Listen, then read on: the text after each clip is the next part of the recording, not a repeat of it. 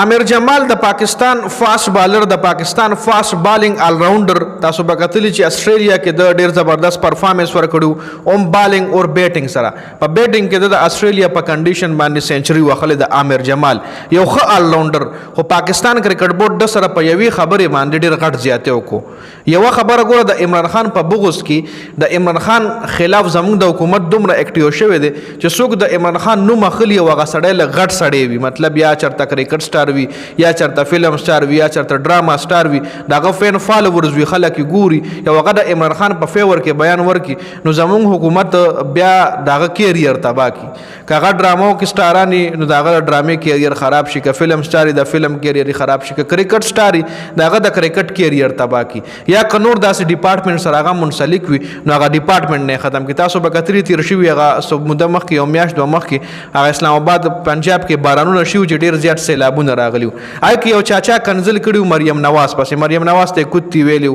سپي ورله ویلیو نو بیا هغه پکې ویلیو هغه شهري چې کوم هغه مشر سړی چې کوم هغه آرمی چیف لویلو چې تا په موږ باندې کم سپي مسلط کړي دي کم د سپي در باندې مسلط کړي یا خره یاد کړي وراسه څه خبره کړي و خیر زما ذهن نو سوته خیر شر سوخ پاغي باندې موږ خبره نه کوو نو هغه چې کم ډپارټمنټ کې کار کولو نو حکومت لګي هغه ډپارټمنټ نه راوي کو روح افزا کې کار کولو کو جامع شيري شربت تا کم پروډکټ تیاریږي دغه کې کار کولو چې غریب دغه فیکټری نه را بهر کو صرف په دغه یو خبره باندې نو اوس عامر جمال هم دا سيناريو ده تاسو لیا چې یو سیریز کې د یو ټیسټ میچ کې د ډېر ښه پرفارمنس کړو او د څه ټایم چې دنه بیا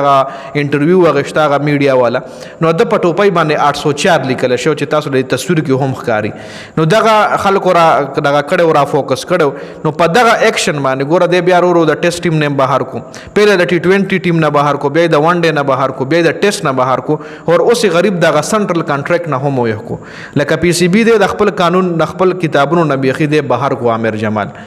هغه سنټرل کانټریکټ نه وکړل لاس چې بس د بیخي رخصت شو د پی سی بی د طرفه د اوس آزاد شو لکه مطلب د ډپارټمنټ د طرفه ختم شو د چوز دوباره سنټرل کانټریکټ راځي د هغه لپاره ډېر غټ مهنت کوي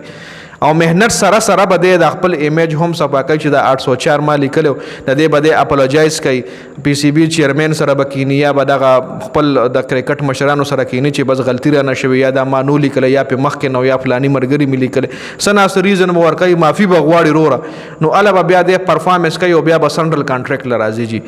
نو یو ډېر غټه ایشو د جی د عمران خان فیور کې بیان جاری کول یا د عمران خان سپورټ کول یو عام سړی وی دا کار سو وای نو سب فرق پنه پروزي خو چې یو غټ سړی وي فین فالوورز لري او هغه د عمران خان په فیور کې بیانات جاری کوي نو دغه بیا دغه حالي رورا نو عامر جمال اوس پی سی بی اوس کرنټلی ریسنټلی کوم اوس د سنټرل کانټریکټ اناونس شو نو پای کې د عامر جمال نوم نشته عامر جمال پی سی بی د سنټرل کانټریکټ نه هم رخصت کو